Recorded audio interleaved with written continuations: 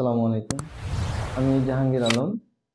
আমি বাংলাদেশ থেকে এসেছি কলকাতায় প্রফেসর ডক্টর মন্টু স্যারের কাছ থেকে ট্রিটমেন্ট নেওয়ার জন্য। তো আমার প্রবলেমটা হলো আমার চোখে কালার ডিটেকশনে আমি প্রবলেম ফেস করতাম। আমি কালার ডিটেক্ট করতে পারতাম না। প্রফেশনালি আমি একজন নাবিক। তো মন্টু স্যারের সাথে আমার পরিচয় হয় বাংলাদেশে একটি হাসপাতালের মাধ্যমে।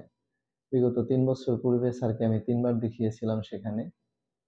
তো পরবর্তীতে স্যার ওখানে ব্যস্ততার কারণে বাংলাদেশে যেতে পারে না। তো আমি এখন কলকাতায় এসেছি স্যারের কাছ থেকে পুনরায় ট্রিটমেন্টটা নেওয়ার জন্য। ট্রিটমেন্টটা নিয়ে আমি খুবই উপকৃত এবং আমি আমার সেই প্রবলেমটাকে অনেকটাই ওভারকাম করতে পেরেছি। এবং আমি আশাবাদী আমি সাকসেস হতে পারবো। তো এই কেসটি খুবই রেয়ার।